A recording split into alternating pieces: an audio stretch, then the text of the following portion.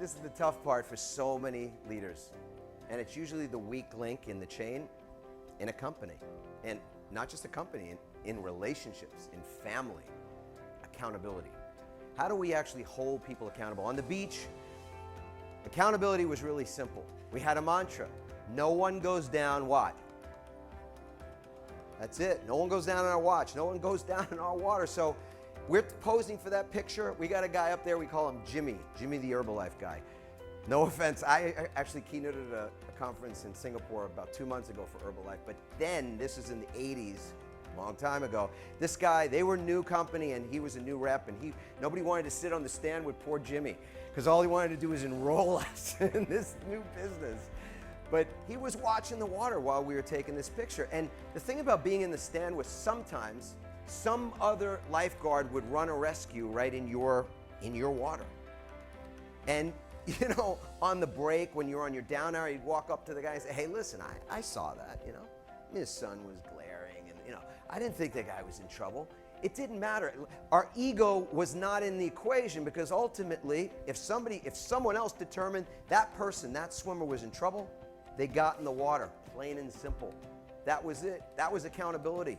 But oftentimes, this is what it looks like, isn't it? Who's responsible? Who's responsible for making changes around here?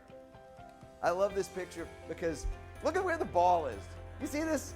It's like the players on the field. This is one of the 3 games that the San Diego Padres won that season. I live in San Diego, I'm sorry. It's like, who's responsible for catching that? That's what it often looks like. But here's the thing. We have to understand that it's everybody's job. Everybody's responsible. From any seat at the table, from any position on the field, we can be leaders. I was walking in the hall of our office, and I saw this piece of paper. And all day long, I saw this piece of paper sitting in the hallway. And I had a senior meeting later in the day. I picked up the paper, I walked into the meeting, and I said, who's responsible for this? Some bright guy on the team goes, you know, the janitor. The janitor will be in tonight, clean out the baskets and pick up the paper. I said, yeah. So we're going to allow that paper to be in the middle of our beautiful hallway, and everybody's going to walk past it because it's, quote, not their job. People walk past problems all the time. They'll walk past drowning people. I don't want to bring it to the nth degree, but the fact of the matter is that in a company, in a relationship, in a team, you want everybody to look at anything that's happening and pitch in. Be willing to step in, catch that ball. Yes?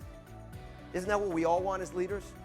I love UPS as this example. Now, this is a company that's got a lot of rules. So this is not about loosening up the structure. Structure is important. People, kids, you know, we have 4 kids, my wife and I, and structure was always important for us, was always important for our kids. It's important for a company like UPS. They have rules for everything. They have rules for how you put your key in the ignition, where you put your keys, how you open and close the door, and the uniform you wear. And yet, when Hurricane Andrew hit, decimated Florida, they empowered their employees to do whatever it took just to deliver a package. But people were out of their homes, living in their cars, and they were delivering packages to people in their cars because that's what they were empowered to do, just to fulfill the company's mission, purpose.